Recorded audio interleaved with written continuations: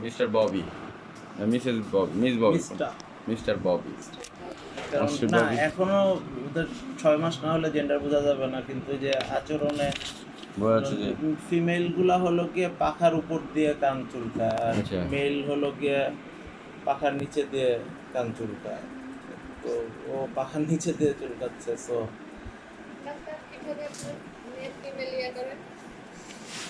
Blood test, DNA একটা feather নিয়ে দিয়ে দিলেই করে দিবে। ওটা ছাড়া এমনি বোঝা যায় না। এ যারা ছাড়া- অভিজ্ঞ বেশি তারা বুঝতে পারে, যারা পাখি নিয়ে সবসময় ডিল করে। বোন যেটা থাকে মেয়েদেরটা লাগানো থাকে প্রায় কাছাকাছি, হ্যাঁ, আর যে ছেলেদেরটা দেখছেন এক্সপার্ট বললাম না, যারা মানে বার্ড আমাদের হার্ড ছিল বিশেষজ্ঞ তারা পারবে। মেয়ের জন্য ইয়ে করছে, ফাঁকা করছে, পার্টগুলো সব চলে গেছে, এখন ভালো আসছে। যে কাকু ঘুমাইতেছে আরামসে, বলে যে খুব চঞ্চল তো, দেখছেন না? সে খুব চঞ্চল কিন্তু। সে স্বপ্নে আমারে দেখতেছে আর কয় যে কাকুরে তো ঠুকরানো দরকার আসলে রে, আমি ভালো মনে করে মানে মাথায় উঠলাম, ঘাড়ে উঠলাম, আর এই কাকু আমার শোয়াই দিল। এখন কি একটু খাওয়া দিব? না, একেবারে ফুল কনসিয়াসনেসে যখন আসবে, আজকে যদি নাও খায় অসুবিধা নাই, বাকি 2 দিন না খেলেও হ্যাঁ মরবে না। এক্স্যাক্টলি, কিন্তু পানি খেতেই তো হবে। পরে যখন একদম ফুল কনসিয়াস বসে আছে, ঢুক গিলতে পারবে তখন দিব।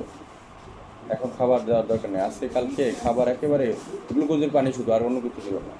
2 দিন গ্লুকোজের পানি শুধু, গ্লুকোজের পানি ফিট কিচ্ছু না।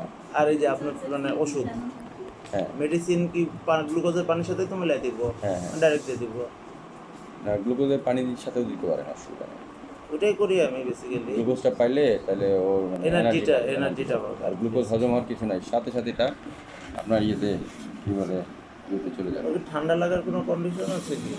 হ্যাঁ, ওকে কি একটু ওয়ার্ম পরিবেশে রাখবে। যাওয়ার সময় একটা তুলার মানে পোটলা কিনে নিয়ে যাবেন, নিয়ে তুলাটা দিয়ে ওটার মধ্যে রাখবেন। তুলার এই উপরটা যে সুতি কাপড়, তুলা দিয়ে দিলে হ্যাঁ সবচেয়ে তুলা দিয়ে সুতো কাপড় দিয়ে, সুতি কাপড় দিয়ে তারপর রাখবেন, তাহলে একটু ওয়ার্ম থাকবে। ঠিক আছে, হয়ে গেল তাহলে